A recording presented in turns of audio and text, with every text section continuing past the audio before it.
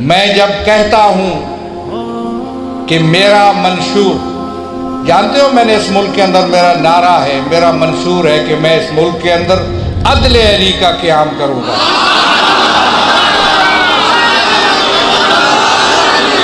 میں اس پر قائم ہوں، میں اس پر قائم ہوں۔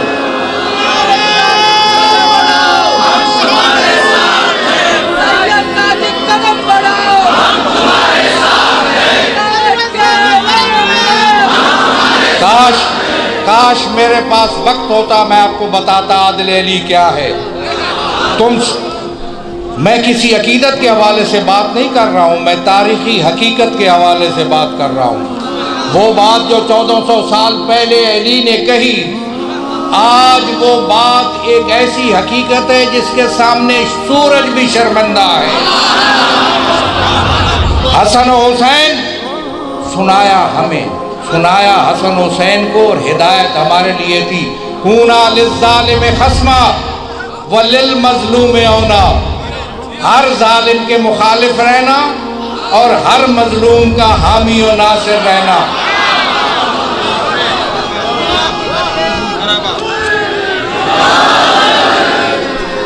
اور اس حقیقت کو آج بھی یہ حقیقت اپنی جگہ پر قائم ہے، اور اس پر میں کاربند ہوں، اور ہر ذی شعور اور غیرت مند انسان اس کو مانتا ہے کہ ہمیں ظلم کا ساتھ نہیں دینا چاہیے۔ علی کی بات کرتے ہو، علی ابن ابی طالب نے یہ وحی الہی سے لے کر آپ کو ہدایت دی ہے۔ سنتے ہو قرآن کی آیت ہے، لا ترکنوا الی الذین ظلموا فتمسکم النار، ظالموں کی طرف رجحان بھی پیدا نہ کرو ورنہ جہنم کا ایندھن بن جاؤ گے۔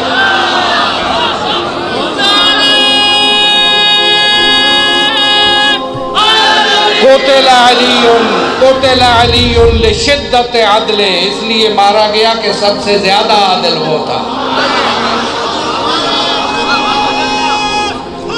اور یہ ایک تاریخی حقیقت ہے، یہ عقیدت نہیں ہے۔ میں منطق و عقل کی بات کرتا ہوں۔ آج بھی اگر جورج جرداق مسیحی لبنان کا کتاب لکھتا ہے تو وہ نام رکھتا ہے صوت العدالت الانسانیہ الامام علی۔ آج بھی انسانی عدالت کی آواز کو اگر ہے تو علی ابن ابی طالب ہے۔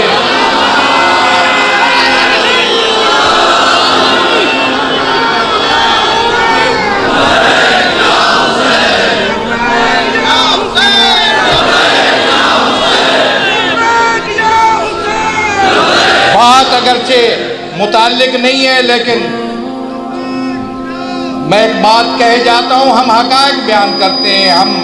میں کسی مقابلے اور مناظرے کے لیے بھی تیار نہیں ہوں، میں علمی مباحثے کے لیے آمادہ ہوں، اس لیے کہ میں حقائق پر یقین رکھتا ہوں، اور بڑی حقائق ہے، اس لیے مجھ سے کوئی شخص مجھ سے ختم نبوت کے عقیدے کے بارے میں نہیں پوچھ سکتا،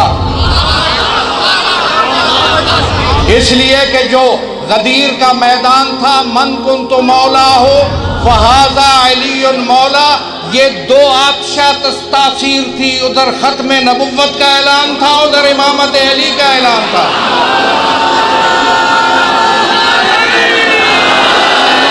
اس نے کہا کیا کہتے ہو ختم نبوت کے بارے میں؟ میں نے کہا میں امامت کو مانتا ہوں، امامت دلیل ہے ختم نبوت کی،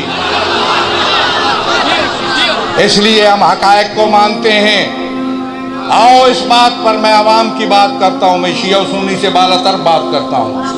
تشیع تمہاری بات بھی اس لیے کرتا ہوں، تم پاکستان کے شہری ہو، میں پاکستان کے عوام کی بات کرتا ہوں۔ کیا کھیل کھیلا گیا اس پاکستان کے ساتھ؟ کس لیے بنا تھا پاکستان؟ پاکستان کی بنیادوں میں جو چیز موجود تھی وہ تھا آئین کی بالادستی اور قانون کی عملداری۔ اس ملک کے اندر قانون کی عملداری نہیں رہی۔ ویسے تو اس ملک کی زندگی کا ہر شعبہ جو ہے وہ اس کے اندر بگاڑ ہے اور بکھار ہے، کوئی چیز سالم نہیں بچی، نہ اس ملک کے آئین کو بالادستی حاصل ہوئی، نہ اس ملک کے قانون کی عملداری قائم ہوئی۔ اس ملک کے اندر جتھے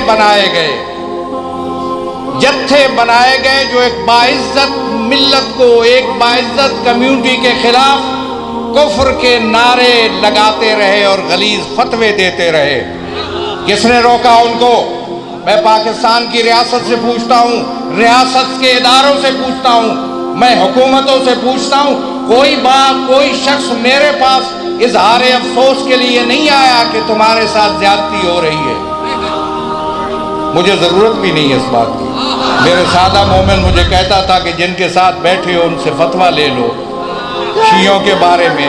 میں نے کہا میں کسی فتوے کا محتاج نہیں ہوں، میں پاکستان میں کسی فتوے کی بنیاد پر زندہ رہنے کو صحیح نہیں سمجھتا۔ میں اس ملک میں پاکستان کے اندر کسی کے فتوے کا سہارا ڈھونڈ کر یہاں زندہ رہنے کے لیے تیار نہیں ہوں۔ میں اس ملک کے اندر قرآن و سنت کو سب سے بہتر سمجھ سکتا ہوں، مجھے کسی فتوے کی ضرورت نہیں ہے۔ کس کا فتویٰ کہتے ہو؟ میرا اپنا ویژن ہے۔ میں جانتا ہوں پاکستان کے حالات کو، تم نے جتھے بنائے، گالیاں دی مجھے۔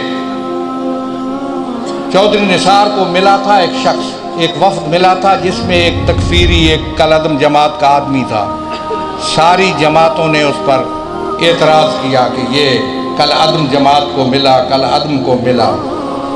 سنی یہ بات آپ نے؟ اسی کالعدم جماعت نے چودھری نثار سے مل کر آگے جا کر اسلام آباد کے اندر جلسہ کیا جس میں مجھے گالیاں بکی، تشیع کو گالیاں بکی، اس پر کسی نے مذمت نہیں کی۔ اپنا سیاسی امیج بناؤ، کوئی پارٹی تمہارے ہمدرد نہیں ہے۔ چودھری نثار کے خلاف بیان دینا حب علی کی بجائے بغض معاویہ تھا۔ اگر حقیقت پسند ہوتے تو شیعوں کو گالیاں بکنے کی بھی مذمت کرتے۔ کسی پارٹی نے مذمت نہیں کی۔ سیاسی قوت پیدا کرو، ووٹ کی قیمت پیدا کرو۔ یوں نہیں چلے گا سلسلہ عزاداری سید الشہداء کے تحفظ کے لیے سیاسی طاقت کا ہونا بہت ضروری۔ میں سالوں سے اسی ووٹ کی قوت سے تکفیریوں کو ناک آؤٹ کر رہا ہوں۔ جنگ کے اندر نہیں پہنچنے دیا ان کو اسمبلی کے اندر۔ بہت سازشیں اسمبلی کے اندر، وقت نہیں ہے میں آپ کو بتاؤں، میں نے ان سازشوں کو اسمبلی کے اندر ناکام بنایا، ان کو پاؤں تلے روندا، جو بل پیش کیے گئے رد کروا کے ردی کی ٹوکری میں پھینکوایا۔ لیکن جب سیاسی میدان کے اندر آئے تو آج تک میں ان کو وہاں سے ان کی غلاظت کو صاف کرتا آ رہا ہوں۔